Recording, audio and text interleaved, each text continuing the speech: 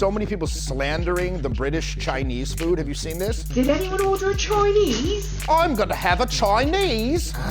Delicious, delicious Chinese food. Oh, stunning. I want to be ninja. It's not Chinese food. What are you eating here? Preaching to the wrong crowd here. So,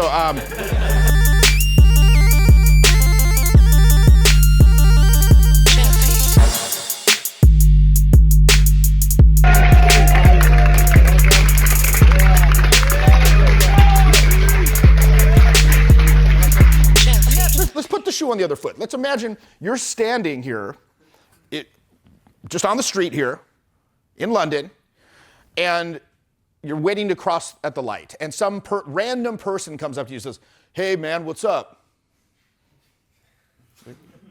Hey. Are you now going to be like, "Oh, hey, strange person I don't know. Allow me to now engage you in conversation and uphold the conversation on your behalf"? That's not going to happen. Then they stab you to death. That's what I heard. That's what I heard. That's what I heard happens here. Hey, I'm from San Francisco. Okay, so we just step in dog shit, you get stabbed. Or human shit, excuse me. I was looking on the internet the other day. I saw some study that was recently conducted. Smelling other people's sweat may help alleviate social anxiety. 17% of respondents, when in conjunction with mindfulness meditation, smelling other people's body odor resulted in an improvement in social anxiety. So there you go. I can smell it in here for damn sure. Some of you, are kind of rank. We're alleviating social anxiety as we speak.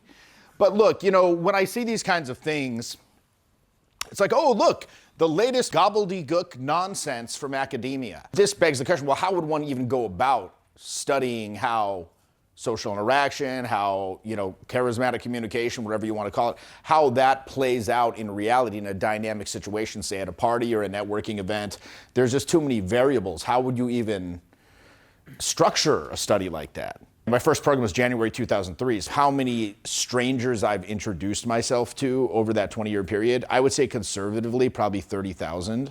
You could say, okay, well, your experience is anecdotal. Well, after a data set of 30,000, you may start to be approaching statistical relevance. When you're talking about the patterns that you're able to extrapolate from that data set. Okay, I noticed that these kinds of behaviors tend to garner a positive response from people. These tend to garner a repulsion response, or just sort of like a distaste, or it just doesn't work very well. People make decisions, like buying decisions, generally from an emotional place. Most people, they gravitate towards this logical shit.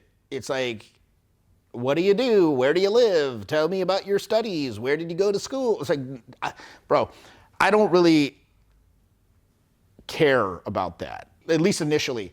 Like, if I start talking to somebody, I want to create a compelling emotional wavelength that's like very interesting and makes them want to continue talking to me. At that point, if I introduce my intention, whatever that intention is, and that's well received, now I can start more of an unveiling process of talking about, okay, well, I'm from here and I'm a real person. I'm not just this fucking cartoon character, who's saying these ludicrous things. I'm also a real person, and this, that, the next thing. So, but it's kind of funny. I try to keep that to a minimum. I have one assistant. I've been traveling with this guy for a year. So this guy, he took the boot camp bundle. If you take 3 programs, you can come out 2 for free, right? So it's 5 for the price of 3. He was 32 years old. He had been in a long-term relationship for most of his 20s. He took the program because he's just like, I just want to get out there and make up for lost time. He took about a month between every program. And every time he come on the next program, he was significantly better. Like, he was like, holy shit. I'm like, okay. All right, we don't got to fuck around. Because a lot of guys that do that bundle or take multiple programs, they'll come on the program like the next time, and they're like right where they were on the first program. Like, yo, why do you suck? Don't you recall anything? Oh yeah, after the program, I just kind of went back to my workaday life, and I didn't really take the momentum, and I didn't really apply it, and again, for these guys, it's like they're tourists. But this guy, every time he came back on, he was like significantly better. So after he finished with his 6th one, I was like, yo, I just really like hanging out with the guy. So I was like, yo, you should be my assistant. You should just come on the program now and assist with me. So then he started coming on the programs. And now it's kind of funny. Now he's like so good that all he can do, like the only thing he likes to do now is like see a couple making out and just go like steal off of him. That's all he can do now. That's the only thing that like gives him a thrill anymore. Or like we'll come up with increasingly ludicrous like ways to introduce ourselves. We'll approach like we're a Zuckerberg in the metaverse and things like that, and like we'll do the pop-up and the flip and all this weird, just dumb shit. Anyway, long story short, I realized I've been hanging out with this dude for a year, and I realized the other night, I'm like, yo, I have no idea what you do for a living. He's like, and I'll never tell you. Like, I'm like, I appreciate that. Like, it just never came up. It just never fucking came up. Why? Because we don't fucking care. All we talk about is gibberish and nonsense. Why? Because that's what works. Okay? Like, if somebody's out there and trying to talk to me about, like I had a guy in the mentoring the other day. He's like, when I go out, my friends, like, they just try to lecture me about what I'm doing wrong in the club. I'm like, why are you hanging out with these people? Like, why are they talking? Why aren't they getting at it? Why aren't they getting the fuck at it? Like, don't talk, like people I hang out with, they don't talk about it, they be about it. You know, it's funny too, by the way. We were out, we were talking to these very young, these young girls. They were like 21, and they're like, "What do you do?"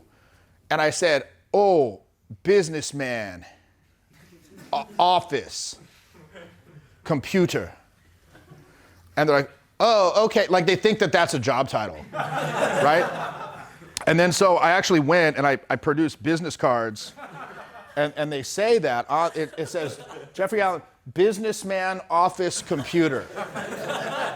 It literally says this, businessman, office, computer. There's nothing else on the card. It just, and then, so I typed, I had some other ones, and I wrote on the back, necktie and Excel as well. I met these girls, and one of them was German. And, you know, they're kind of, they're known for their robust sense of humor. And so she's like, I work at Microsoft. You are not Excel. Like, oh, can't fool you. I'm not Excel. Yes, I'm not Excel. Yeah, so avoid analytical frames. Sometimes people try to put you in an analytical frame, but, do the bare minimum to, like, get out of it. Like, I had another dude once. He was, because sometimes they're going to press you on analytical. People will try to put you in that frame. I don't think they're doing it on purpose to like kill the vibe or anything. But look, let's face it. I mean, most people just aren't good conversationalists. And if you're like, hey, talk, they'll be like, what do you do? They'll just default to that. Not that they're trying to do it, but again, you should understand that's not like the best place to be. So, I remember one time we had this dude, but if they press you on it, give the bare minimum logic and then just move it back to, again, the relationship question, the emotion, the fun. So I had this, me and my buddy Owen, we were on a program in Miami, and one of the students, he was a surgeon.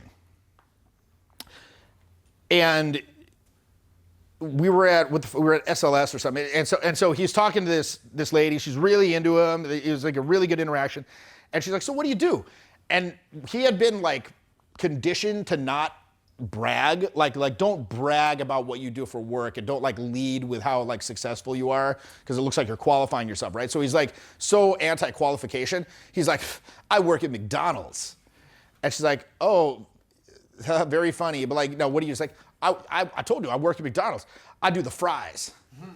He's like, but if I try really hard, I might get employee of the month, and then I might get upgraded to the manager of the drive-through. And she's like, yeah, but very funny. She's like, but seriously, what do you do? It's like, McDonald's. She's like, dude.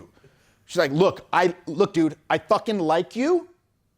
Tell me what the fuck you do. If you say fucking McDonald's again, I'm leaving. And she's like, tell me what the fuck you do.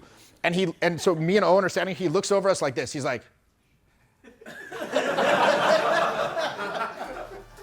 McDonald's. And she's like, fuck you, dude. And she like fucks off and she just leaves. Because all he could have had to say at that point is like, yeah, actually I'm a surgeon.